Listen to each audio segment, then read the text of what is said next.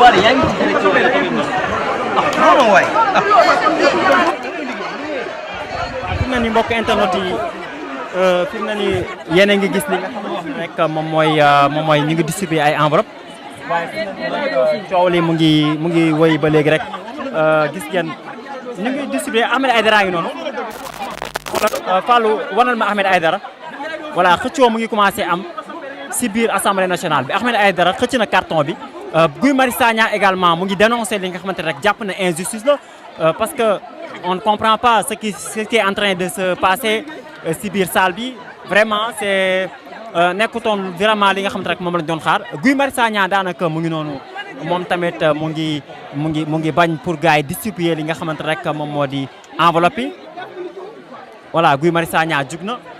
am na ñeneen ñi nga xamante ni commencé nañoo fippu ndax li également du indi tension Abdou Mbow également si beneen côté bi yéen a ngi koy gis noonu en tout cas mbokk internet yi mu ngi noonu en direct Fallou wanal ma image yi ngir yàlla rek voilà fi mu ne nii voilà fi mu ne nii fi ñu taxaw nii dafa xaw a xat voilà dafa xaw a xat waaye nag gars ñi ñu ngi distribuer li nga xamante ni moom moo di ay enveloppe Fallou wanal ma image yi Ahmed Aïdara si beneen boor ak Guy Marius Sagna voilà en tout cas lu doy waar moo am si biir assemblée nationale bi parce que ñi nga xamante ne rek ñoom ñooy député bu Benno Bokk Yaakaar tàmbali di séddale ay enveloppe yoo xamante ni xaw ma ban genre document moo si nekk waaye en tout cas am na ay documents yoo xamante ni voilà am na ay documents yoo xamante ni rek ñu ngi koy daal di distribuer rawatina nag si ay enveloppe waaye gis nga ndaw si moom mu ngi wéyal di distribuer ay enveloppe xamuma nag exactement enveloppe bi lan moo si nekk ak lan mooy motifu distribution bi waaye daal jàpp leen ne ñàkk communication am na si biir assemblée nationale bi Guy Marius Sagna mu ngi noonu di tere distribution bi député yaa ngi bëgg a xeex député Abass Fall mu ngi noonu moom tamit di xataraayu mbokki internet yi yéen ñi ñuy seetaan en direct voilà député yaa ngi xeex député opposition bi ñu ngi xeex ak ñi nga xamante ne rek ñoom ñoo nekk ci Benno Bokk Yaakaar parce que dañoo toog ba ci kanam tuuti rek ñu gis ñuy distribuer ay enveloppe exactement nag 13h48 moo jot tey ji nga xamante ne rek moom moo di le 12 septembre 2022 ñu war a rek installé li nga xamante rek moom moo di député bu 14e législature bi fii ci assemblée nationale waaye nag yëfi coow la mujjee parce que boobu ba léegi gisaguñ dara loo xamante ne rek yeet na ci mbir mi ginnaaw 10 heures lañu waxoon ne lañu installé li nga xamante rek moom moo di assemblée bi war a tabbu njiital assemblée nationale waaye nag ci jamono boobee am na lu sooxee mbir mi parce que dañoo toog ba ay waxtu yoo xamante ne daanaka toog nañ ñetti waxtu yoo xamante ne gisaguñ dara lu yees ci mbir mi mu nekk ay mbir yoo xamante ni ñoom député jàpp nañ ne yëf yi dafa am lu ci rek lu ko bëgg a sooxee te ñoom sax jàpp nañu également tardement bi yëpp du yoon parce que lu mel ni mosuñ koo gis installation assemblée nationale daanaka mu def waxtu yoo xamante ni jéggi na dayoo te booba léegi gisaguñ président séance bi ngir mu ñëw Cheikh Abdou Bara Dolly mu ngi noonu moom tamit député Sira Ndiaye mu ngi noonu di kaas ànd ak collaborateur am yi moom tamit ñi nga xamante ne rek ñoom ñoo faree si Benno Bokk Yaakaar si jamono joo xamante ni rek doy na waar ndax dégg ngeen coow li nga xamante ni am na kii di Papa Diop nag bougéwul place bi nga xamante ne moom la toog mu ànd Cheikh Tidiane Gadio ñoom fu ñu toog la ñu toog kii di Abdoulaye Diouf Sarr boo xoolee mu ngi lire document bi nga xamante ne jox nañ ko mu ngi koy tijji enveloppe bi ak le ministre Mariama Sarr également Aminata Touré nag daanaka moo nekk noonu bougéwul moom tamit fu mu toog Fallou wanal ma noonu Mimi Touré moom nee na tekkaaral di xool coow li daanaka enveloppe bi nga xamante ni joxe nañ ko moom tujjiw ko te jéemut a xool sax lu si nekk waaye daal jàpp leen ne li nga xamante rek moom moo di distribution enveloppe yi nga xamante ni moo commencé rek indi li nga xamante rek moom moo di coow li nekk na lu doy waar fii si diwaanu assemblée nationale ndax kii di Guy Marius Sagna bokk na si njëkk a jug ngir rek dénoncé ko bokk na si njëkk a jug ngir xeex ko moom ak ki nga xamante rek moom moo di Abass Fall bi nga xamante ni moom it gis nañ ko bu baax si li nga xamante ne rek moom moo di si coow li ngir rek dénoncé Abass Fall la ngi noonu ba léegi di jàppante ak ñi nga xamante rek ñoom ñoo di ay collaborateurs député am ndax ñoom dafa mel ni lu ñuy ñaawlu rek mooy li nga xamante ne rek moom lañ doon distribuer si li nga xamante ne rek moom moo di si biir assemblée bi en tout cas mu nekk loo xamante ne ñoom voilà enveloppe bi lañuy voilà effectivement voilà parce que dañoo commencé distribuer enveloppe bi rek ñi nga xamante rek opposition bi commencé ko ku si mel ni Guy Marius Sagna daanaka bokk na comme ni ma ko waxee si ñi nga njëkk a xamante ne rek ñoom ñoo ko xool ministre Amadou Ba moom mu ngi toog rek ministre Amadou Ba moom toog na daanaka jugul fu mu toog ak kii di également Papa Diop bi nga xamante ne rek moom dafa ñëw si coalition Benno Bokk Yaakaar moom it mu ngi noonu toog voilà gis nga enveloppe bi en tout cas lan moo nekk si enveloppe bi xamuñu ko ban dossier ban document moo si nekk xamuñu ko Guy Marius Sagna mu ngi noonu di tàllal enveloppe bi waneel ma Guy Marius Sagna mu ngi noonu yëkkati na enveloppe bi si loxom bi voilà Guy Marius Sagna mu ngi noonu naan ça regardez ça daanaka mu ngi noonu comme ngeen ko gisee loxo Guy Marius Sagna ak document bi nga xamante ni moom la yor xamuñu exactement nag lan moo nekk ci document bi lañ ci bind ak lan moo sabab li nga xamante ni rek moom moo di distribution wu enveloppe bi fi nga xamante ne rek moom mooy si biir assemblée bi waaye nag jàpp leen ne ñii di kucce gi moom nanguwuñ benn yoon li nga xamante rek moom moo di enveloppe yi nga xamante ne rek moom la ñu tàmbali woon distribuer dèjà sax am na ñi nga xamante ni ay député yoo xamante ne bokk si coalition Benno Bokk Yaakaar ñoom door nañ rek di lire document bi waaye ñenn ñi jotuñu koo jël parce que fi mu ne nii bi ñu commencé daal di distribuer enveloppe bi ñi nga xamante rek ñoom ñoo di Guy Marius Sagna Abass Fall ak ñeneen ak ñeneen ñoo xamante ni si opposition bi la ñu nekk dèjà commencé woon ñoo xëccoo ak ñi nga xamante rek ñoom ñoo doon distribuer li nga xamante rek moom moo di enveloppe bi xamaguñ nag lan moo nekk si biir enveloppe bi mu nekk loo xamante ni lu doy waar la Guy Marius Sagna mu ngi noonu ba léegi di yëkkati li nga xamante ne rek moom moo di enveloppe bi gis ngeen si côté bi kii di directeur Senelec Pape Demba Bitèye moom tamit mu ngi noonu di arrangé ñi nga xamante ne rek moom mooy ay naataangoom ngir rek ñu dem dellu seen place te calme loolu mooy li nga xamante rek moom la ñu gis jamono ji Mame Diarra Fam mu ngi waxtaan ak député Sira Ndiaye Fallou waneel ma Mame Diarra Fam ak Sira Ndiaye ñoom ñaar ñu ngi noonu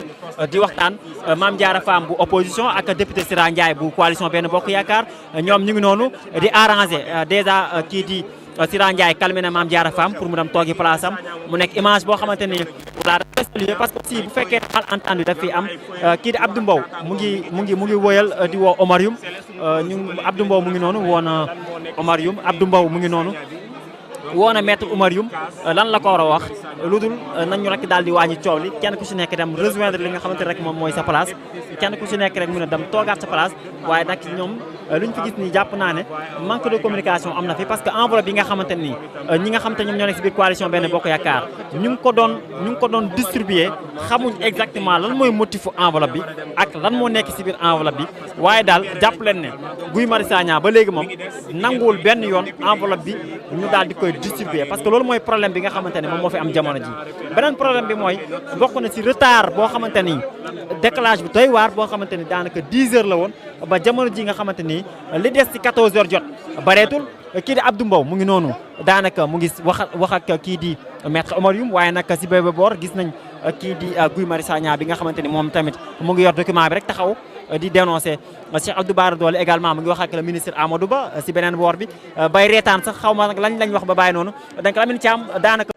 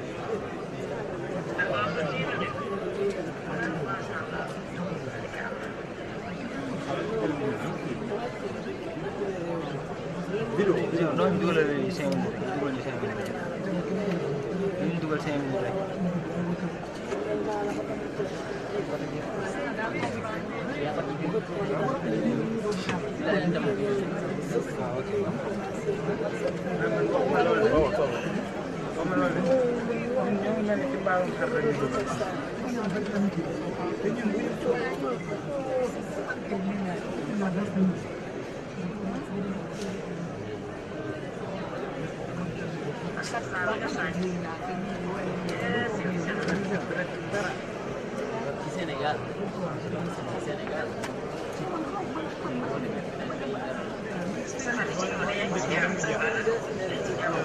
Wali.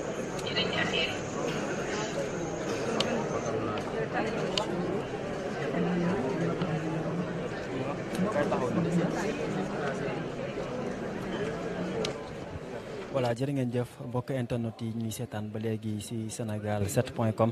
ñu ñëwaat ak yéen ci li nga xamante rek moom mooy amaat ci biir assemblée bi ci jamono ji nga xamante rek gis nañ Barthélémy Dias mu ngi noonu di discuter ak ñi nga xamante rek ñoom ñoo ay collaborateurs am ak ku ci mel ni Guy Marius Sagna bi nga xamante rek ñoom ñu ngi noonu di discuter seen biir ñàkkul ne am na lu jot a xew ci biir nag ndax boobu ba léegi rek yëf yi dooragul mu nekk lu doy waar loo xamante ne 10h ba 13h38 minutes ba léegi rek gis nañ ne amul dara loo xamante rek am na fi comme premier acte fii ci biir assemblée bi ndax ñoom bi ñu installé ba noppi gisaguñ sax président séance bi waaye tamit gisaguñ dara loo xamante ni mu ngi rek daal di fës ci mbir mi mu nekk mbir yoo xamante ni lu doy waar la gis ngeen kii di Barthélémy Dias mu ngi noonu di mel ni luy kaas noonu taxaw ak kii di Guy Marius Sagna waaye am na benn këyit bu weex bi nga xamante rek waa ji jot na ko xooti rek mu mel ni lu muy jël comme note ñoom ñu ngi daal di discuter seen biir voilà ñoom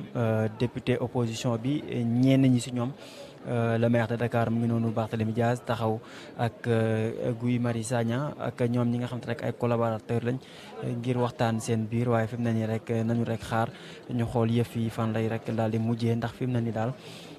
lu fi am nekk na lu doy waar pour la première fois ñu gis lu si mel ni installation bu ay député yoo xamante ne rek boobu ba léegi mbir yi amagul benn avancement ndaxte si suba gi ba léegi rek ñu ngi taxaw te yëf yi fi mu toll rek foofu la tolluwaat amul dara loo xamante ne changé na si mbir mi mu ngi noonu la maire mu ngi discuter ak ay collaborateurs am ñi nga xamante ni rek ñoom ñoo di député opposition bi maire mu ngi noonu di wax ak ñoom kii di Barthélémy Dias mu ngi noonu donc di discuter ak ñi nga xamante ne rek ñoom ñooy ay collaborateurs am comme ni ma leen ko waxee. Donc li ñu discuter nag leeruma xaw ma la ñuy waxtaan seen biir waaye daal li ma wóor ba wóor daal mooy fi mu ne nii tardement bi daal xaw na leen a déranger lool li ko waral aussi il est temps que ñu xam fan la problème bi nekk ndax dinañ reporter li nga xamante rek moom moo di installation 14e législature bi ñu war a rek tabbu njiital assemblée nationale booba léegi rek yëf yi daal di sooxe lool ndax fi na ni rek li ko sooxee bokk na rek si xibaar bi nga xamante ne rek tout à l'heure jotoon nañ koo wax.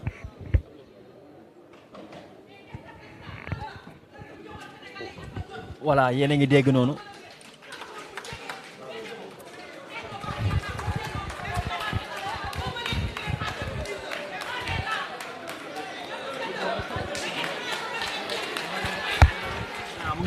mu ngi noonu di yuuxu nee na boobu ba léegi rek depuis 7 heures ñoom ñu ngi toog di xaar voilà nee na il est à l'heure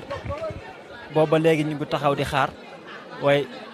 elle a raison parce que si suba gi ba léegi amagul dara lu fi yees voilà boobu ba léegi rek waa Benno gi ñoom ñooy daal di kaas voilà ab député Benno Bokk Yaakaar mooy kaas nee na boobu ba léegi rek lan la ñuy xaar voilà député Benno Bokk Yaakaar mu nekk am ndaw si jigéen mu ngi noonu rek faree si Benno Bokk Yaakaar si beneen côté bi Mame Diarra Fam tamit mu ngi noonu di kaas toog noonu am na la mu wax ba bàyyi voilà Mame Diarra Fam nee na amoo leen droit tàcc voilà mu ngi noonu parce que fi mu ne nii lii si coow la mën a mujjee parce que fi mu ne nii boobu ba léegi 10 heures ba presque 14 heures amagu dara loo xamante ne rek yees na député Abass Fall mu ngi noonu jig na Fall waneel ma Abass Fall ak Guy Marius Sagna Abass Fall nee na nañu génn salle bi voilà fi na ni Abass Fall mu ngi noonu moom ak Guy Marius Sagna ñoom tamit ñu ngi daal di waxtaan seen biir mbokk internet yi lii moom lu doy waar la parce que 10 heures ba léegi rek amagul dara loo xamante ne yees na si mbir mi ñu waroon rek daal di procéder rek si tabbal njiitalu président assemblée nationale Abdou Mbow Fall waneel ma Abdou Mbow dugg si na ànd ak le ministre Abdoulaye Daouda Diallo ak ministre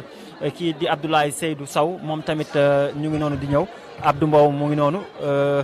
nekk vice président bu assemblée nationale mu ngi noonu waneel ma Abdou Mbow daanaka mu ngi noonu di installé wu voilà l'honorable député Abdou Mbow daanaka dugg na moom tamit rejoindre na place am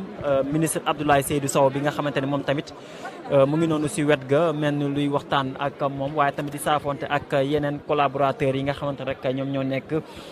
si biir coalition Benno Bokk Yaakaar fi mu ne nii rek ay coow yu sew a sew rek mooy commencé am si biir assemblée bi parce que benn député bu jigéen noonu toog noonu si li nga xam te rek moom moo di rangé bu coalition benn bokk yaakaar jug na rek fipp na nañu daal di rek baaral yëf yi parce que tardement bi si am rek li ko sooxee rek war nañ koo mën a xam waaye nag si beneen boor bi tamit ñu gis ne kii di Abass Fall ak ci Barthélémy Dias ñi nga xamante rek ñoom ñoo nekk si kujje gi ñoom dèjà ñoom it ñu ngi def seen groupe di waxtaan seen biir rek di xool yëf yi fan lay kii voilà Mame Diarra Fam a ngi noonu ba léegi rek di continuer moom xamee nañ ko lool di dénoncer wala di kaas si biir assemblée bi daanaka fi mu ne nii dégg ko fi mu ne nii voilà nee na expérience la de Mame Diarra Fam a ngi noonu ba léegi di wax parce que nee na voilà nee na expérience la dañ woon parce que nee na gars yi bàyyi tàcc yi moom mu ngi koy kaas daanaka kii di Aly Ngouille Ndiaye mu ngi noonu di ko calme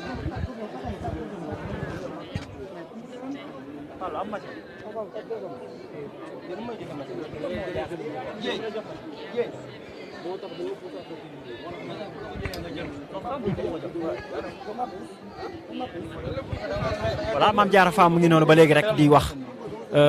fi mu ne nii ba léegi amagul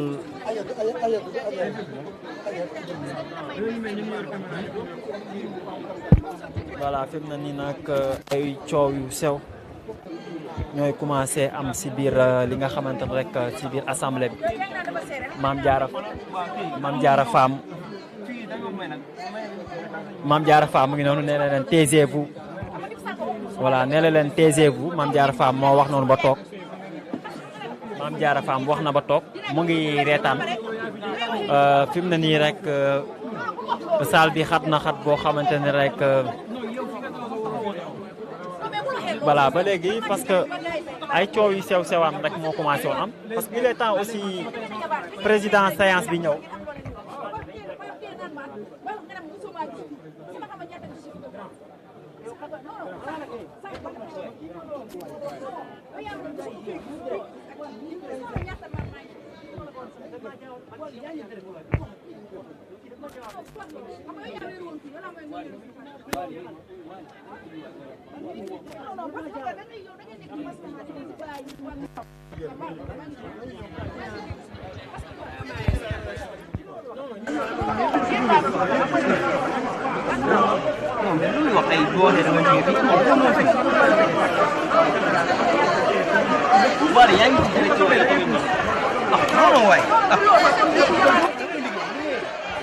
fi mu ne nii mbokk internet yi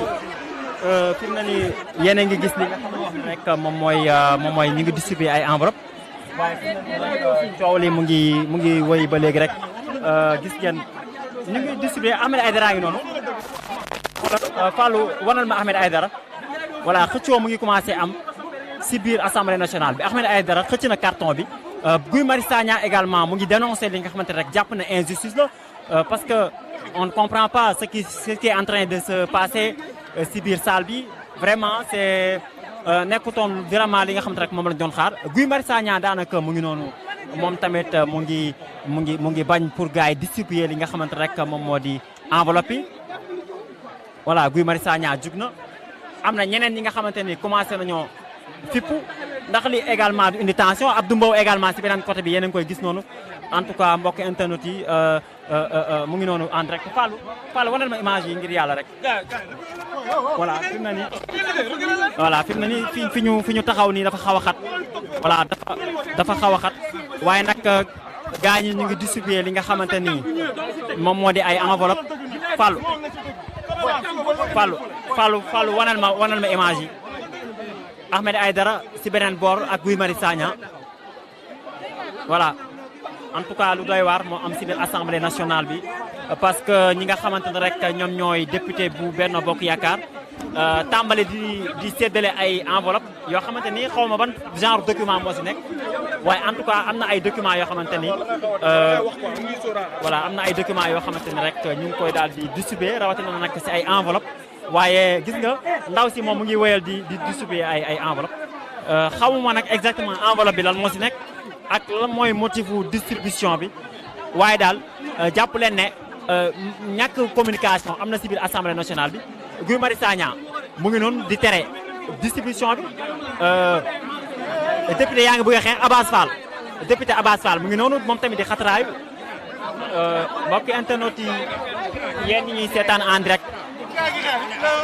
voilà député yaa ngi xeex député opposition bi ñu ngi xeex ak ñi nga xamante ne rek ñoom ñoo nekk si Benno Bokk Yaakaar parce que dañoo toog ba si kanam tuuti rek ñu gis ñuy distribuer ay enveloppe exactement nag 13h48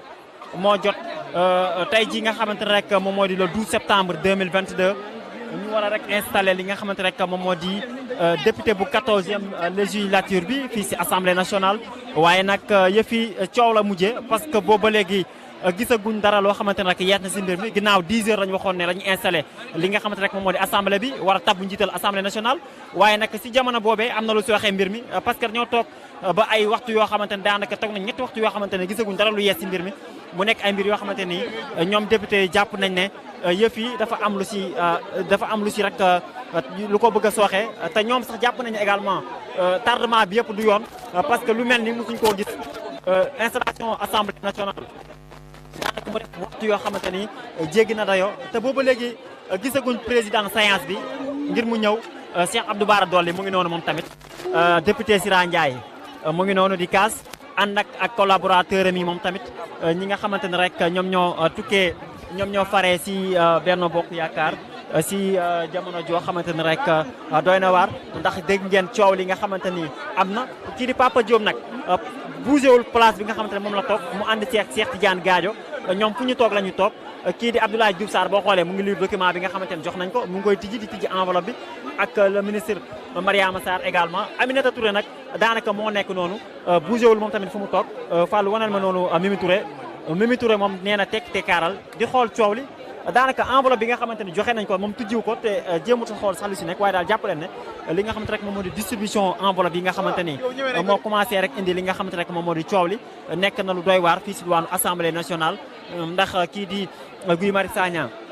bokk na si njëkk a jug ngir rek dénoncé ko bokk na si njëkk a jug ngir xeex ko moom ak ki nga xamante rek moom moo di Abass Fall bi nga xamante ni moom it gis nañ ko bu baax si li nga xamante ne rek moom moo di si coow li ngir rek dénoncé Abass Fall la ngi noonu ba léegi di jàppante ak ñi nga xamante rek ñoom ñoo di ay collaborateurs u député am ndax ñoom dafa mel ni lu ñuy ñaawlu rek mooy li nga xamante ne rek moom lañ doon distribuer si li nga xamante ne rek moom moo di si biir assemblée bi en tout cas mu nekk loo xamante ne ñoom voilà enveloppe bi lañuy waaw effectivement voilà parce que dañoo commencé distribuer enveloppe bi rek ñi nga xamante rek opposition bi commencé ko ku si mel ni Guy Marius Sagna daanaka bokk na comme ni ma ko waxee si ñi nga njëkk a xamante ne rek ñoom ñoo ko xool ministre Amadou Ba moom mu ngi toog rek ministre Amadou Ba moom toog na daanaka jugul fu mu toog ak kii di également Papa Diop bi nga xamante ne rek moom dafa ñëw si coalition Benno Bokk Yaakaar moom it mu ngi noonu toog voilà gis nga enveloppe bi en tout cas lan moo nekk si enveloppe bi xamuñu ko ban dossier ban document moo si nekk xamuñu ko Guy Marius Sagna mu ngi noonu di tàllal enveloppe bi waneel ma Guy Marius Sagna mu ngi noonu yëkkati na enveloppe bi si loxom bi voilà Guy Marius Sagna mu ngi noonu naan ça regardez ça daanaka mu ngi noonu comme ngeen ko gisee loxo Guy Marius Sagna ak document bi nga xamante ni moom la yor xamuñu exactement nag lan moo nekk ci document bi lañ ci bind ak lan moo sabab li nga xamante ni rek moom moo di distribution wu enveloppe bi fi nga xamante ne rek moom mooy si biir assemblée bi waaye nag jàpp leen ne ñii di kucce gi moom nanguwuñ benn yoon li nga xamante rek moom moo di enveloppe yi nga xamante ne rek moom la ñu tàmbali woon distribuer dèjà sax am na ñi nga xamante ni ay député yoo xamante ne bokk si coalition Benno Bokk Yaakaar ñoom door nañ rek di lire document bi waaye ñenn ñi jotuñu koo jël parce que fi mu ne nii bi ñu commencé daal di distribuer enveloppe bi ñi nga xamante rek ñoom ñoo di Guy Marius Sagna Abass Fall ak ñeneen ak ñeneen ñoo xamante ni si opposition bi la ñu nekk dèjà commencé woon ñoo xëccoo ak ñi nga xamante rek ñoom ñoo doon distribuer li nga xamante rek moom moo di enveloppe bi xamaguñ nag lan moo nekk si biir enveloppe bi mu nekk loo xamante ni lu doy waar la Guy Marius Sagna mu ngi noonu ba léegi di yëkkati li nga xamante ne rek moom moo di enveloppe bi gis ngeen si côté bi kii di directeur Senelec monsieur Pape Demba Bitèye moom tamit mu ngi noonu di arranger ñi nga xamante ne rek moom mooy ay naataangoom ngir rek ñu dem dellu seen place te calme loolu mooy li nga xamante rek moom la ñu gis jamono ji Mame Diarra Fam mu ngi wax ak député Sira Ndiaye Fallou waneel ma Mame Diarra Fam ak Sira Ndiaye ñoom ñaar ñu ngi noonu di waxtaan Mame Diarra Fam bu opposition ak député Sira Ndiaye bu coalition Benno Bokk Yaakaar ñoom ñu ngi noonu di arranger déjà kii di Sira Ndiaye calmé na Mame Diarra Fam pour mu dem toogi place am mu nekk image boo xamante ni voilà parce que si bu fekkee malentendu daf fi am kii di Abdou Mbow mu ngi woyal di woo Omar Youm Abdou Mbow mu ngi noonu woona Omar Youm Abdou Mbow mu ngi noonu woona maître Oumar Youm lan la ko war a wax lu dul nañu rek daal di wàññi coow li kenn ku si nekk dem rejoindre li nga xamante rek moom mooy sa place kenn ku si nekk rek mën a dem toogaat sa place waaye nag ñoom lu ñu fi gis nii jàpp naa ne manque de communication am na fi parce que enveloppe yi nga xamante ni ñi nga xamante ñoom ñoo nekk si biir coalition Benno Bokk Yaakaar ñu ngi ko doon distribuer xamuñ exactement lan mooy motifu enveloppe bi ak lan moo nekk si biir enveloppe bi waaye daal jàpp leen ne Guy Marius Sagna ba léegi moom nanguwul benn yoon enveloppe bi ñu daal di koy distribuer parce que loolu mooy problème bi nga xamante ne moom moo fi am jamono ji beneen problème bi mooy bokk na si retard boo xamante ni décalage bi doy waar boo xamante ni daanaka 10 heures la woon ba jamono ji nga xamante ni li des ci 14 heures jot bareetul kii di Abdou Mbow mu ngi noonu daanaka mu ngi wax ak kii di maître Omar Youm waaye nag si bébé boor gis nañ kii di Guy Marius Sagna bi nga xamante ni moom tamit mu ngi yor document bi rek taxaw di dénoncer Cheikh Abdou Bara Dolly également mu ngi wax ak le ministre Amadou Ba si beneen boor bi bay reetaan sax xaw ma nag lañ wax ba bàyyi noonu donc Lamine Thiam daanaka mu ngi noonu Fallou Lamine Thiam mu ngi noonu moom tamit si beneen côté bi di négocier moom ak Mamadou Lamine Diallo waaye Ahmed Aïdara également si beneen boor bi am na la muy wax bay joxoñ baara moom di wax ne li nga xamante ne rek moom mooy mbir mi en tout cas ñoom ñaawlu nañ ko daal parce que fi mu ne nii loolu lépp moom moo indi coow lu sew li ba coow li sax bëggoon indi li nga xamante ne rek moom moo di ab xuloo bëgg indi sax ab xeex si biir assemblée bi te mu nekk loo xamante ne rek doon nañ ko rek ñaawlu parce que la ñuy xaar si 14e législature bi mu wutee lool ak li nga xamante rek moom moo di 13e législature bi ñu génn bokk na si ay xiiroo ak ŋaayoo wala si ay kaddu yoo xamante ne dañ ko daan nemmeek si biir assemblée nationale waaye li toll si jour bi nga xamante ne dañu war a installé 14e législature bi mu nekk yëf yoo xamante ni ñu si bëri rek duñ ñaawlu image yi nga xamante ni ñu ngi koy rawatina sénégalais yi nga xamante ni ñu ngi toog si réew mi di seetaan ak si bitim réew ndax bu ñu gisee la ñuy gis si image yi ndax dina dal seen xel par rapport ak 14e législature bi nga xamante ni moom lañ doon xaar kii di Adji Mergane Kanouté mu ngi noonu may seen sol li nga xamante rek moom moo di yëre borodé bu weex bi moom tamit di rejoindre ki nga xamante rek voilà mu ngi noonu di traversé Guy Marius Sagna waxut ak ñoom nag mais romb na leen Adji Mergane Kanouté mu ngi noonu di dem mel ni luy dem rejoindre li nga xamante rek moom moo di ay collaborateur am ay député am fii si douane assemblée bi waaye nag coow li fay na parce que fi mu ne nii dafa mel ni rek président bu séance bi far moo métti sa ko jàll lu ko fara métti far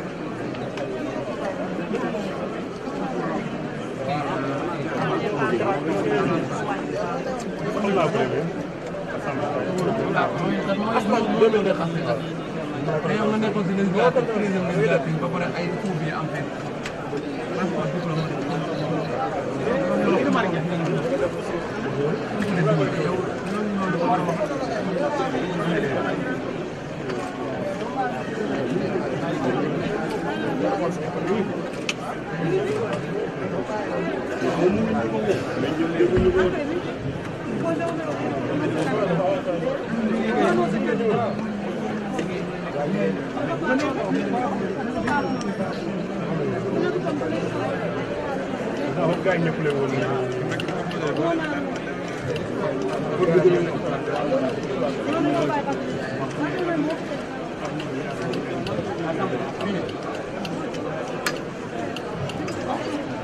kon yaakaar naa ne Mimi Touré la ñuy fal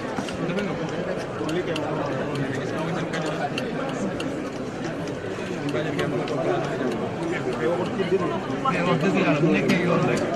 moom moo nekkoon tête de liste nationale donc campagne 21 jours moom moo war a nekk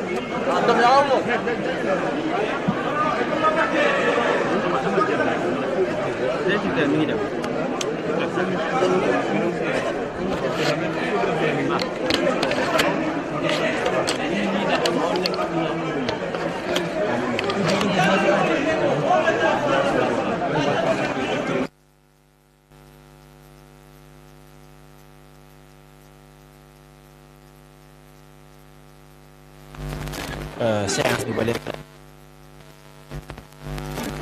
donc mooy amaat si biir assemblée bi ba léegi ñu ngi réglé waat yëf yi Abass Fall la ngi noonu moom it di voilà di coow foofu noonu si biir Abdou Mbow si beneen côté bi mu nekk image yoo xamante ni ba léegi rek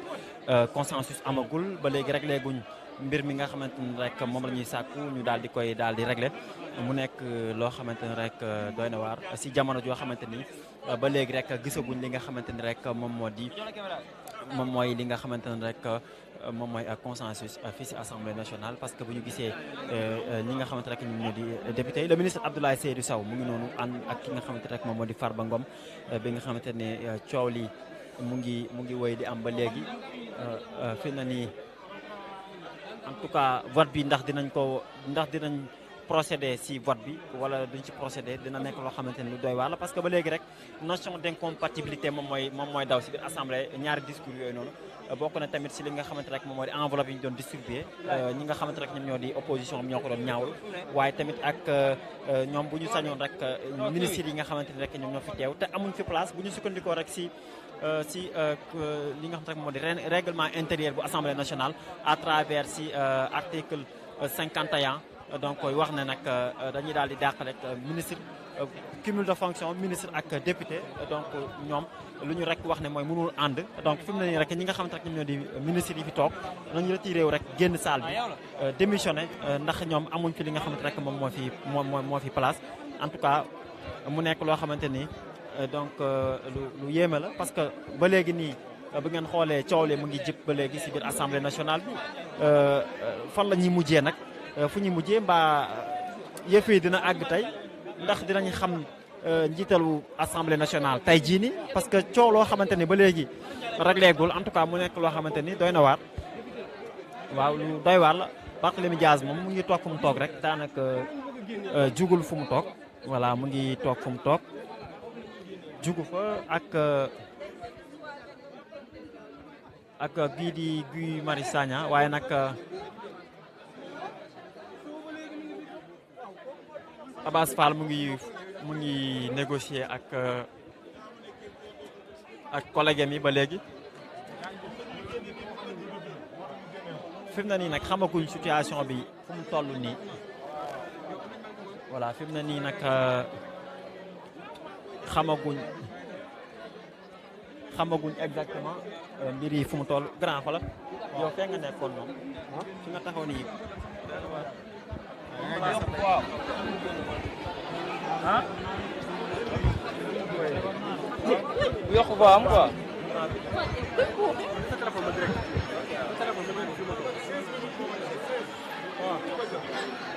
An téléphone ma direct fii sa téléphone ma direct fii ana nga génn voilà fi mu ne nii ba léegi rek waa coalition Benno Bokk Yaakaar ñoom ñooy tàcc noonu.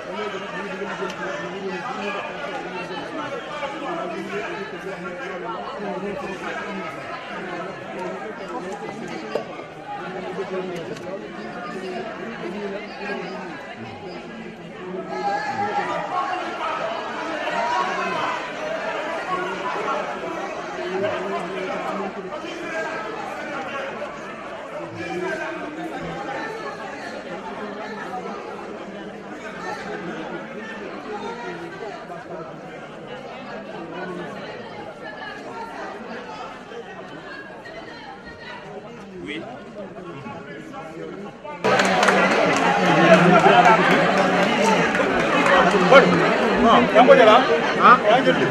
non non jël ko allez quoi ñëpp ngi dem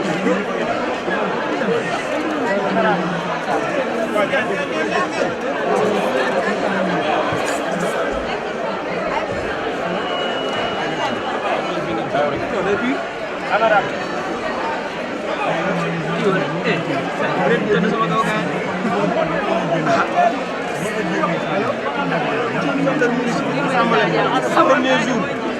léegi gi moom ñu yëg ko yow may dara dara national ma téléphone ba nekk non non dara capitaine mooy wax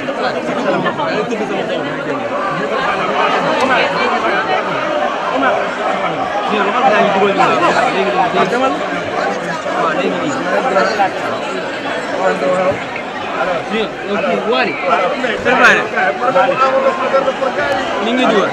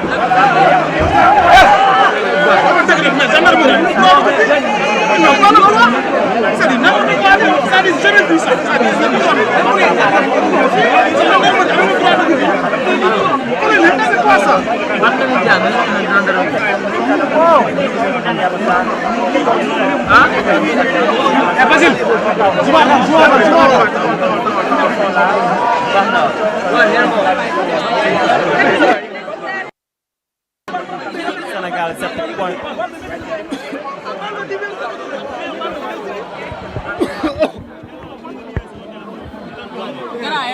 Voilà mbokk internetu Sénégal 7.com jégalu bu baax a baax comme ni ngeen ko gisee noonu Barthélémy Dias mu ngi rek voilà xeex mu ngi bëgg a am si biir assemblée bi parce que kii di présidente séance bi dafa rek sàkku gendarme yi mën a am accès si li nga xamante ne rek moom moo di si biir salle bi. comme ni ngeen ko gisee noonu fi mu ne nii rek ñi nga xamante ne rek ñoom ñoo di gendarme yi ñoom dugg nañ si li nga xamante ne rek moom moo di si salle bi ngir rek génnee ñi nga xamante rek ñoom ñoo di député yi waaye fi mu ne nii yëf yi dafa nar a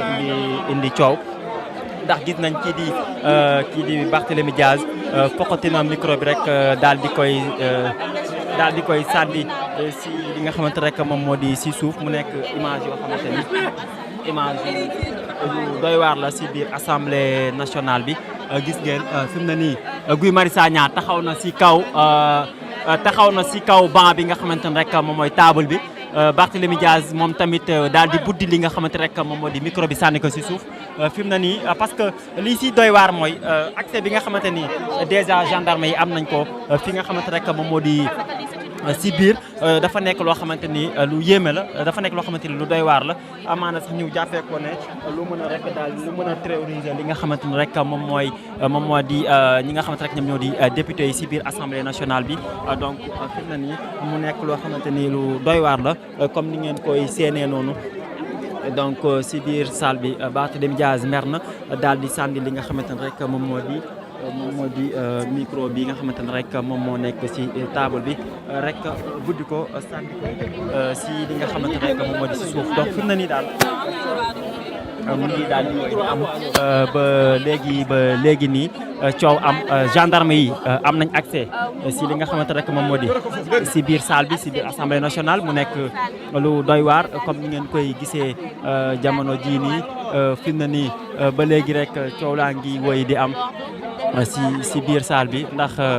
gendarme yi moom jot nañu rek am accès si li nga xamante rek moom moo di si biir salle bi donc ñoom jot nañoo rek dugg ngir rek mën a daal di génnee rek li nga xamante ni ñoom ñoo di député yi donc fi mu ne nii daal comme ni ngeen koy gisee noonu si image yi assemblée bi gën na am coow fi mu ne nii xel xalaatul li nga xamante rek moom moo di vote bu président assemblée nationale am ndiki tey parce que la ñu yaakaaroon moom mooy am tey amul parce que fi mu ne nii gendarme yi dugg nañ ci biir ndax kii di présidente séance bi moom moo rek daal di sàkku pour gendarme yi bu ñu duggee ci biir ñu génnee ñi nga xamante rek ñoom ñoo di député yi nga xamante ni ñoom ñoo nekk ci opposition bi te rek bañ a wotee li nga xamante rek moom moo di poste du président assemblée nationale comme ni ngeen ko gisee noonu ci salle bi mu nekk ay vidéo ay image yu incroyable parce que fi mu ne nii ñàkk dégg am na gis ngeen ki nga xamante rek moom moo di Barthélémy Dias moom ba léegi mu ngi noonu ci li nga xamante ne rek moom mooy ci kanamu député yëpp taxaw fa gendarme également taxaw ñoom tamit daal di tekkaaral Barth gi noonu di aalu taxaw rek bañ a jugee fi nga xamante ne rek moom moo di taxaw rek bañ a jugee fi nga xamante ni moom mooy si kanamu table bi comme ni ngeen ko gisee noonu fi mu ne nii nag li ñu doon xaar si installation 14e législature bi mën nañu wax na nag nekkutoon lii parce que depuis 10 heures bi nga xamante rek ñu ngi doon xaar à ce que ñu installé assemblée nationale bi waaye nag yëf yi si ay coow la mujjee yëf yi si ay jàppante la mujjee parce que fi mu ne nii kenn xamatul